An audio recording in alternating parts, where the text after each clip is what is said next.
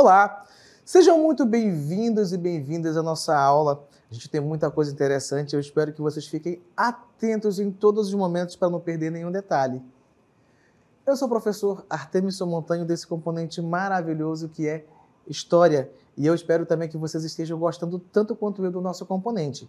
E para a gente iniciar bem a aula, eu quero convidá-los a verificar o nosso objeto de conhecimento. A nossa aula de número 7 tem como objeto de conhecimento Revolução Francesa e seus desdobramentos. E no nosso detalhamento nós vamos verificar um pouco mais de perto a questão da Revolução Francesa, a queda do antigo regime e as fases da Revolução Francesa. Então, meus queridos, peguem seus cadernos, façam anotações, anotem suas dúvidas, que nós teremos um momento, para conversar também. E vamos iniciar nossa aula.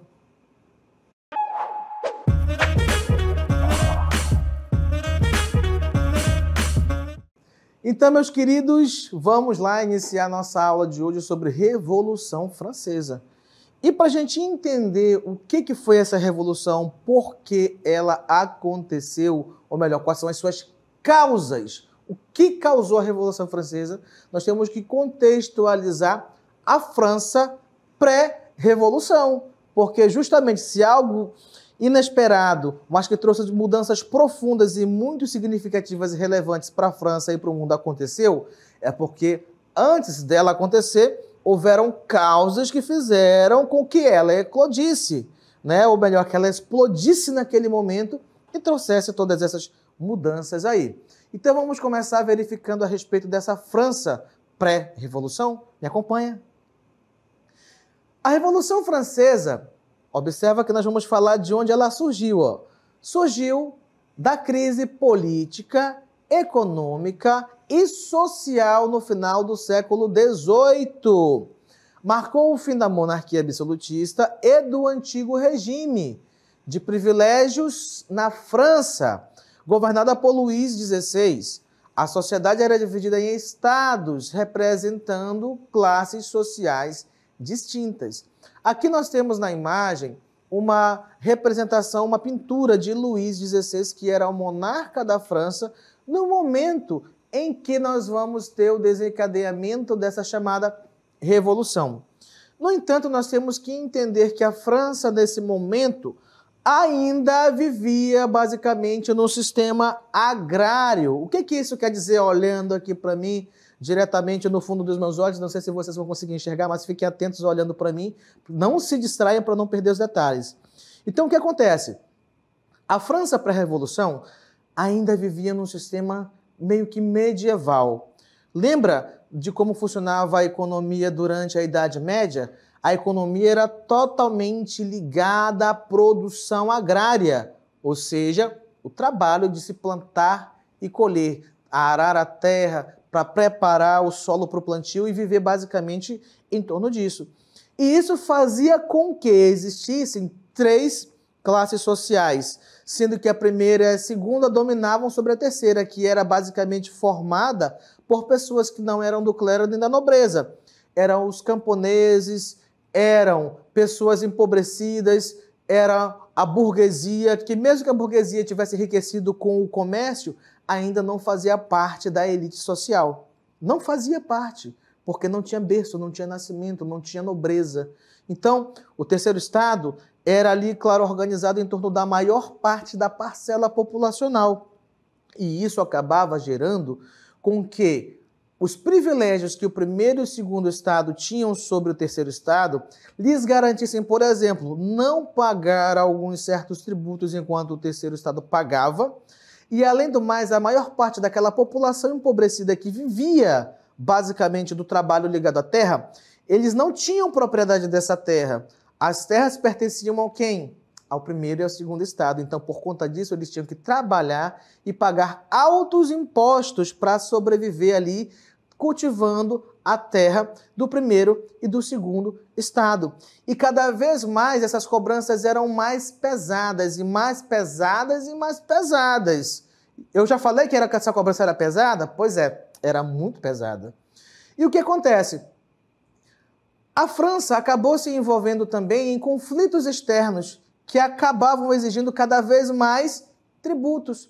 Então, isso fez com que o primeiro e o segundo estado, para manter os seus privilégios, tivessem uma grande resistência a processos de mudanças políticas e econômicas dentro da França. Tá? O primeiro e o segundo estado não queriam, porque eles queriam manter os seus privilégios e queriam manter a maior parte da população que era considerada pobre, os camponeses e mesmo a burguesia, sob o seu controle ali e continuar se aproveitando dos tributos que eles pagavam e continuar vivendo suas vidas de privilégio e de riqueza, tá bom? Então você imagina naquele momento uma nação onde primeiro e segundo estado compunham a menor parcela populacional e a maior parte das pessoas vivia numa situação de pobreza e sendo explorados. Então, nesse momento, a França, por se recusar a mudar, né, de fazer reformas em relação à questão da economia, do trabalho e da política, acabou gerando um grande sentimento de insatisfação generalizado entre as pessoas, o que vai servir como combustível para que a grande massa populacional apoie as ideias revolucionárias. Então, está montado o palco para que a Revolução Francesa ocorra. Na sequência, eu tenho para vocês aqui uma imagem, né, que ela é basicamente uma charge que ilustra a questão desses estados gerais franceses. Vamos a ela, então? Tá? Eu quero apontar aqui para vocês algumas dessas figuras que estão dispostas aqui nessa nossa imagem. Você observa que nós temos 3 pessoas. Aqui em cima, com essas plumas na cabeça, com roupas vermelhas, só quem vestia vermelho nessa época era quem? A nobreza, tá? Então nós temos aqui um nobre. E aqui, olha, vestido nesse outro tom de roxo, que também não era uma cor que qualquer pessoa poderia usar, mas que, se você observar, tem uma cruz pendurada aqui no seu pescoço, num colar, né? E os cabelos bem arrumadinhos, bem gordinho, bem vestido, bem nutrido. É um representante do clero, tá? Que é a igreja. E aqui embaixo, segurando um instrumento de trabalhar a terra, com sapatos bem diferentes aqui, com roupas rasgadas. Observa aqui nas pernas aqui, ó, as roupas em farrapos, curvado, cansado. Representa quem? O terceiro, seria o terceiro estado, que seria um camponês. Agora, por que então que o nobre e o clero estão fazendo desse camponês de um animal de carga, como se fosse um animal de tração? Porque, basicamente, essa imagem está fazendo uma charge, trazendo uma retratação do que acontecia na realidade francesa, onde primeiro estado, tá, representado pelo clero, segundo estado, representado pela nobreza, exploram ao máximo, até onde podem, esse terceiro estado, que é representado por esse camponês aqui curvado, cansado, e que mesmo assim continua carregando os outros 2 estados gerais nas costas. Basicamente, é isso que essa figura está representando aqui para a gente nessa pintura, tá bom? Esses elementos dessas 3 pessoas representam isso, tá? Essa extrema exploração que acontecia na França pré-revolucionária. Na sequência, nós temos aqui, ó, uma pirâmide que vai trazer melhor, exemplificando aqui, tá? Uma estimativa de pessoas que compunham cada um desses estados dentro da França antes da Revolução. Então nós temos aqui, ó, no topo de tudo, temos a figura do monarca, também conhecido como rei, e que governava de forma absoluta. Afinal de contas, nós já vimos o que é uma monarquia absolutista. Lembra que desde a primeira aula nós estamos falando nesses termos, né, onde uma monarquia absolutista é aquele governo onde nós temos a figura do rei como centro, e ele concentra todos os poderes políticos, né, econômicos, e ainda por cima é apoiado pela igreja, que lhe confere o direito de governar por decreto divino, ou seja, o direito divino dos reis de governar. Então, no topo de tudo aí nós temos o rei, que é rei porque Deus o definiu como rei. Abaixo nós temos o primeiro estado, que, como eu apontei para vocês, é aqui, ó, representado pelo alto clero e baixo clero, ou seja, é a igreja. É a Igreja Católica. Que, somando o alto e baixo clero, olha quantas pessoas tinham. Apenas 120 mil pessoas. Abaixo deles, nós representando o segundo estado, nós temos quem? A nobreza. Bem aqui, ó. A nobreza de sangue e nobreza de espada. O que é isso? A nobreza de sangue é aquela que nasceu filho de nobre. Se você nasceu filho de um marquês, você é nobre, filho de um marquês, e que provavelmente, se você for o filho mais velho, vai herdar o título de marquês. Porque esses títulos eram hereditários, ou seja, passavam de pai para filho.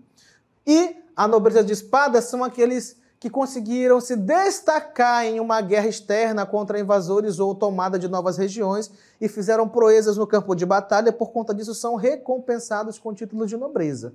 Tá bom? Mas que juntos representam apenas 350 mil pessoas. Isso porque nós estamos falando, eu estou dizendo que essas quantidades são pequenas, porque nós estamos falando de uma nação, em nível de nação, ok? E juntos, como já havíamos comentado antes, essas duas classes tinham esses privilégios tributários e jurídicos. Por quê?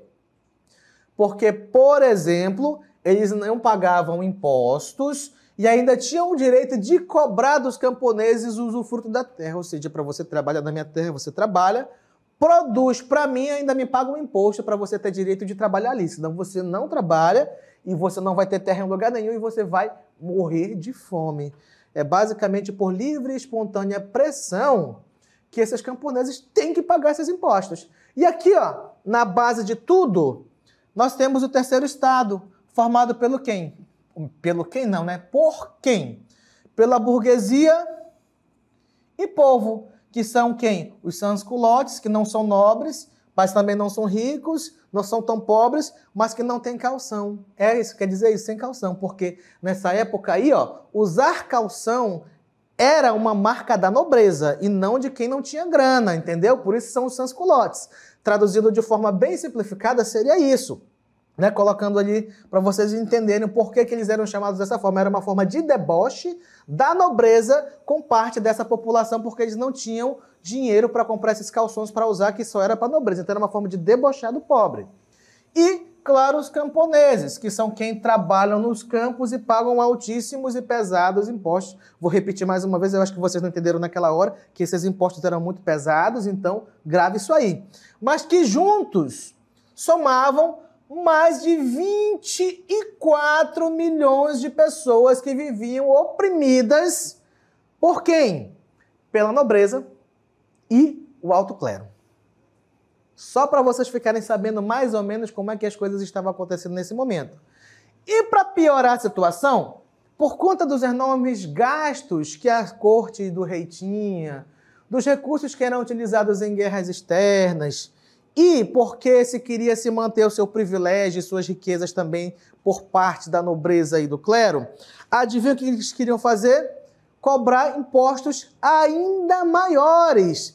Só que, claro, os representantes do terceiro estado, que normalmente estavam associados ali à burguesia, à alta burguesia principalmente, começaram a se indispor contra esses mandos e desmandos e decidiram fazer pressão, se opor a essas cobranças de impostos e fazer pressão para que fossem convocados os estados gerais, que não eram convocados há mais de 100 anos.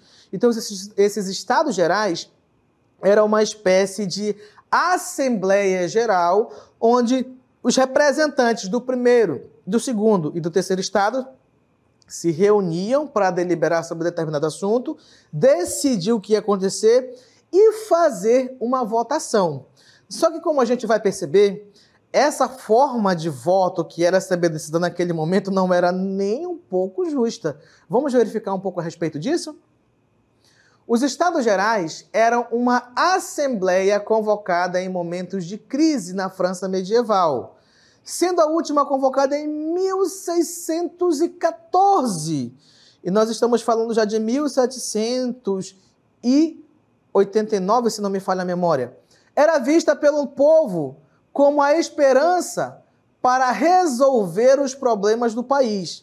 Esta Assembleia reunia representantes dos 3 estados da sociedade francesa, onde as decisões eram tomadas pelo voto de Estado e não por indivíduo, levando a uma aliança entre nobreza e clero para derrotar o terceiro Estado. Ou seja, agora olhando aqui para mim, estou no meio aqui dessa Assembleia que estava rolando. Então você imagina que o primeiro e o segundo Estado, mesmo tendo pouca representação em questão de números de pessoas, sempre vencia o terceiro Estado. Por quê? Porque era considerado um voto por Estado. Então, claro que quem quer manter os seus privilégios vai se aliançar ali, formar um conluio para vencer o terceiro Estado, para que eles continuassem bancando os custos, os privilégios de quem? Do primeiro e do segundo Estado. Então, isso vai começar a não prestar. Então, aqui ó, nós temos, eu estou aqui no meio de uma pintura que representa esses Estados Gerais, sendo que aqui na frente, aqui ó, desse lado para cá, aqui ó, aqui na minha frente, nós temos o terceiro Estado, representado pela burguesia, essas pessoas de preto, com cabelos brancos usando perucas. Aqui desse lado aqui, ó, aqui para baixo aqui, ó, de vermelho sentado com esse negocinho da cabeça, não sei como é que se chama, não sei se é quepá, não, quepá do judeu, né? Tudo bem. Esses religiosos aqui representam quem? O primeiro Estado, que é o clero, tá bom? É o clero. E aqui para cima de mim, aqui, ó, vestido com esses mantos dourados e tudo mais, nós temos a nobreza representando o segundo Estado, e aqui na mesa atrás de mim os representantes aqui que estão deliberando e conversando. E claro também que nessas sessões costumava-se ter a presença do rei para ver o que estava acontecendo ali. Se fosse preciso, ele decretava o que ia acontecer e pronto, não valendo mais o que fosse qualquer coisa que fosse decidido que não fosse do seu agrado. Então, o que vai acontecer dentro dessa Assembleia? O terceiro Estado, se sentindo muito pressionado e vendo que iria continuar sendo mais pressionado e mais explorado pelo primeiro e pelo segundo Estado, faz uma proposta.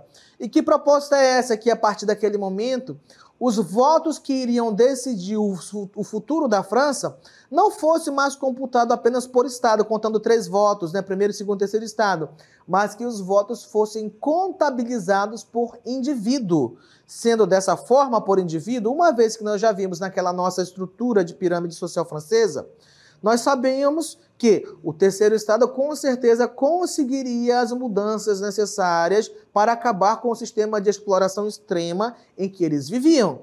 Mas claro que primeiro e segundo Estado não vão apoiar essa situação. Então, a partir desse momento, nós vamos ter a população sendo tomada por revolta, né, por conta da situação que estava acontecendo, e nós vamos ter o desencadeamento de um momento que vai ser emblemático, que vai dar o pontapé inicial para a Revolução Francesa, que vai ser a chamada tomada ou queda da Bastilha em 1789, que é então deflagrada aí o início da Revolução Francesa. Vamos ver um pouco a respeito disso? Então, em 14 de julho de 1789, os sans-culottes parisienses se rebelaram atacando a Bastilha, prisão e símbolo do antigo regime, onde os opositores do absolutismo eram detidos. Ou seja, o rei não gosta de você porque você está falando mal dele, é contra a monarquia absolutista, ele vê você como um inimigo político. O que acontece? Prende na Bastilha. Além de que também, isso é emblemático e é também significativo porque quando as pessoas invadem, a população invade a Bastilha, adivinha? A Bastilha, além de prisão, também era um depósito de armas usado ali por quem? Pelos exércitos reais, pelo exército francês. Então, essa população também vai passar a ter acesso a armamentos.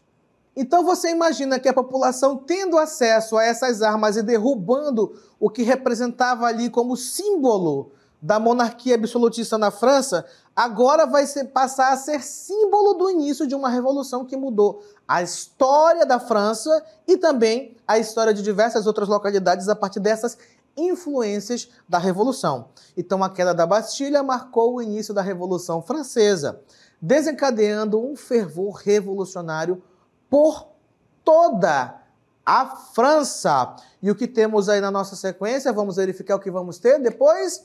Então, uma vez que foi deflagrada essa revolução, nós vamos ter então ali alguns momentos específicos que vão marcar essa revolução que nós vamos denominar de fases da Revolução Francesa, tá bom? Então nós temos ali, na primeira fase, a Assembleia Nacional Constituinte e a Assembleia Legislativa. Então, uma vez que essa rebelião, ou melhor, que essa revolução for deflagrada, vai ser nesse momento ali organizada uma Assembleia Nacional Constituinte que tinha o dever de redigir uma carta constitucional. Para quê? Para que a França, naquele momento, fosse transformada em uma, o quê? Adivinha o que vai acontecer? Semelhante ao que aconteceu na Inglaterra, em uma monarquia constitucional. Exatamente, só que isso desagradou muita gente. Por quê? Porque, por exemplo, as pessoas mais pobres pensavam que iria de vez se acabar com a monarquia na França e fosse se tornar uma democracia representativa. Essa era a ideia de muita gente. Como isso não aconteceu, isso gerou conflitos. E aí que nós vamos ter o surgimento, por exemplo, de dois grupos principais que vão estar ali liderando ali esse movimento, mas que vão disputar o poder entre si, que são os jacobinos e os girondinos. Onde, por exemplo, os jacobinos eram o grupo mais radical que dizia que se tinha que pegar em armas e eliminar de vez a nobreza, eliminar a monarquia e acabar com qualquer forma de resistência. Já os girondinos era aquele que passava o pano ali para a monarquia, que queria que as coisas fossem mais amenas, que não tivessem morte e tudo mais. No entanto, as pessoas tomadas pelo ímpeto e com medo que de repente a nobreza reagisse e tirasse deles o direito de eles trabalhar na terra ali e que fizesse eles passar fome, lhes negando esse direito ao trabalho, o que eles fazem? Vão começar a invadir as terras e muitas vezes ali também matando os donos e proprietários dessas terras. Então isso vai gerar um momento chamado ali como o Grande Medo, onde a nobreza tinha o medo de que essas pessoas chegassem a ter suas propriedades, saqueassem tudo o que quisessem e ainda lhes matassem. Continuando então nas nossas informações, então nós já sabemos ali que em 1789 teve o início da Revolução Francesa. O período inicial conhecido como o Grande Medo, que se iniciou com 1789, foi caracterizado por ataques e pilhagens às propriedades dos aristocratas. Quando nós falamos em aristocratas, entenda-se os nobres, tá bom? Foi promulgada a Declaração dos Direitos do Homem e do Cidadão, que esse pode ser considerado, agora olhando para mim, look at my eyes aqui nos meus olhos direto, pode ser considerado o documento mais importante da Revolução Francesa, a Declaração dos Direitos do Homem e do Cidadão. Por quê, professor? Você pode me perguntar. Porque é nesse documento que fundamenta-se a igualdade de todos perante a lei. E esse documento servirá também como base para quê? Para que outras constituições ao redor do mundo sejam escritas e implementadas e colocadas em vigor e que ainda muitos dos princípios presentes lá estão presentes hoje.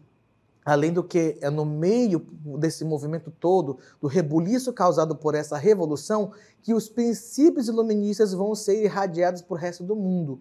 A questão da igualdade, da liberdade e da fraternidade vão ser espalhados para o mundo a partir daí. Tá? Voltando aqui para o nosso texto, então a nobreza e o clero começaram a fugir em massa, inclusive o rei Luís, tá?